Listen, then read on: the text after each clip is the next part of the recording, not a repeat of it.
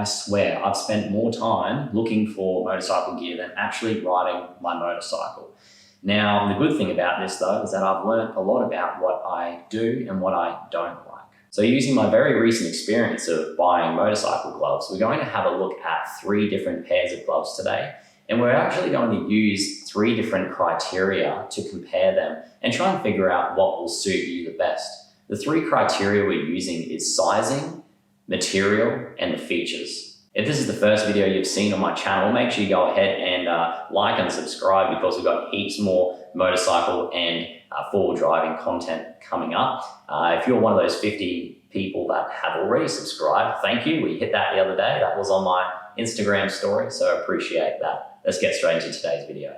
The first point we're looking at in our 3-point criteria is sizing. When I was making this criteria, I didn't put these in any order of importance. However, sizing would have to be the most important, because if you don't have the correct sizing of your gloves, it could become a hazard and it could create problems for you down the track. You could have problems like blistering, not being able to hit crucial buttons, and pulling your clutch at crucial points in your ride. So it's very important that we get our sizing right. A good way to get yourself close to the sizing you should be looking at, so you're not trying on all the different sizes, is what sort of disposable glove do you wear? So for example, I wear a medium to large disposable glove.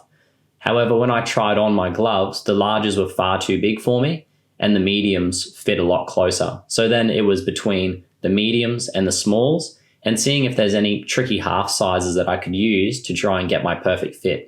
Although I didn't purchase all the gloves for myself, the Alpine Stars one is actually my dad's.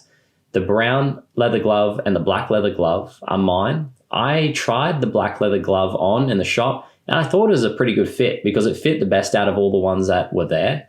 So when it came time to actually ride, I found that it was actually a little bit too loose in the thumbs, and that was creating problems for me when I was trying to press the indicator. So I went back to the shop and I had a look at some of the other different gloves that they had there, and there was actually these brown gloves that I didn't see that were on the far right of the shelf. And so when I had a look at them and I tried them on, they were a lot tighter fit. From my experience of trying on the glove the first time, without strapping it up, it shouldn't move around too much. It should be a nice, tight, snug fit without having to pull it on too tight or pulling it too far up your arm.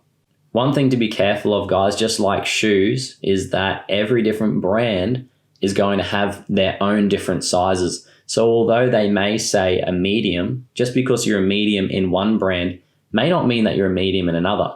For example, the black leather gloves that I tried on here are actually a medium, but they didn't quite fit my hand very well. But when I tried on the brown leather gloves, they actually fit my hand perfectly, and they are both mediums. So that gives you a little bit of an idea of, although you may be a medium, try the different brands to see what actually fits your hand and the shape of your hand the best. The second point on our checklist is material. You may already have a preconceived idea of what material you would like for your glove. Me personally, I prefer the texture of the leather, although I don't own really anything else that's leather in my general everyday life. I do prefer the feel of the leather material when I'm riding. So you may want to choose a synthetic material like the Alpine Stars glove we have here, or you may want to have a look at some of the different types of leathers that are out there as well. Some of the advantages of a synthetic glove is that they're quite flexible and they also dry quicker than leather gloves. So in this synthetic glove, because it is quite soft and it doesn't have a very thick material, it incorporates a hard shell to protect the knuckles. The leather gloves in this comparison don't have much in the way of protection there because the glove itself is quite thick. However, the black leather glove has got quite a thick movement and quite a thick hinge you'll see on the back of that glove. Having that fold of the leather glove actually provides a little bit of flexibility in the glove because it is a very thick leather glove, so having that extra little piece of material allows just a little bit more movement. It also provides just a little bit more protection than the brown leather glove does. The thickness of the material also determines how heavy the glove is.